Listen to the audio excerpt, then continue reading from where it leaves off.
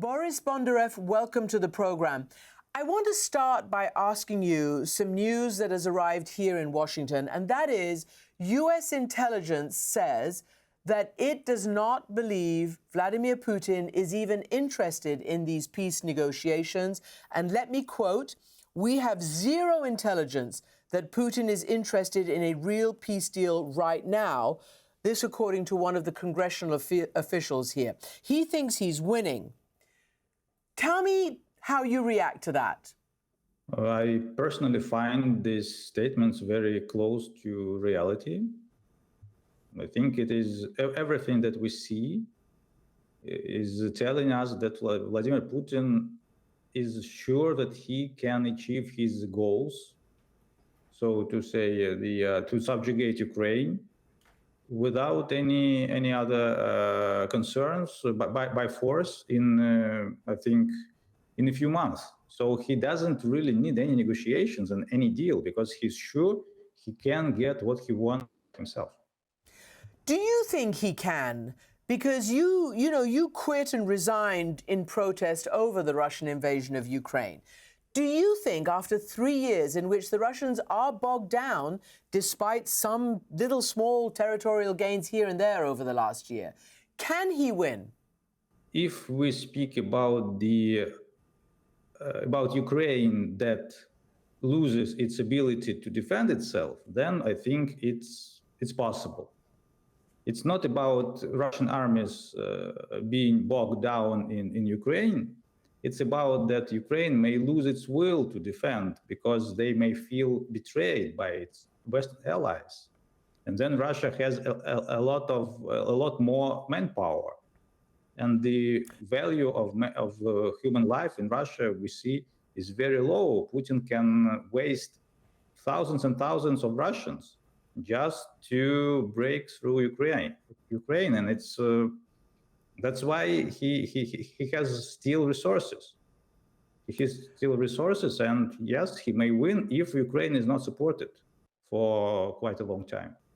So, Mr. Bondarev, how do you analyze what's going on, this sort of war of words between President Zelensky of Ukraine, who has resisted all these years with US and NATO support, and President Trump, who seems to be basically going at Zelensky for the moment, using all Putin talking points? What do you think will be the result of that, the psychological result, the actual result?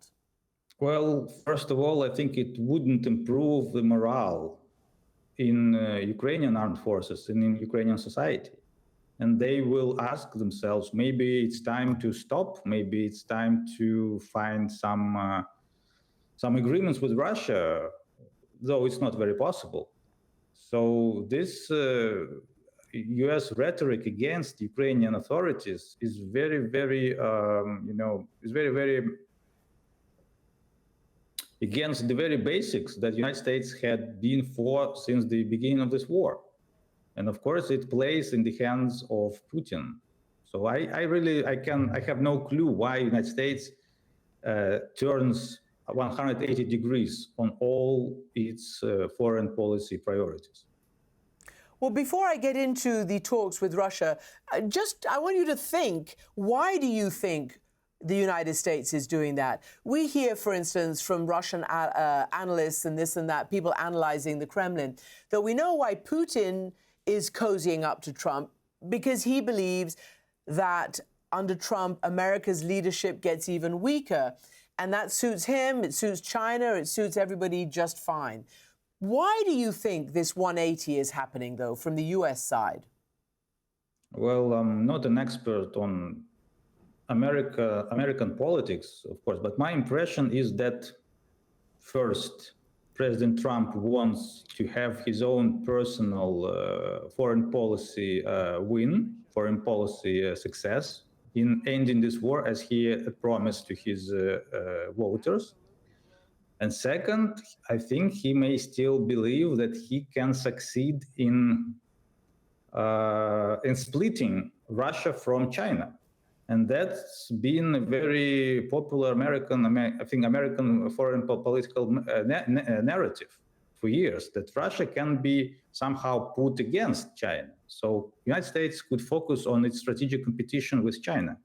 And I think it's really baseless for now, that Russia will not be split from China because they have a lot in common, they support each other, and the United States is very, very unpredictable right now. So the United States is not the country to be trusted, really. So I don't think why this hope is still surviving in American minds. It's a big question.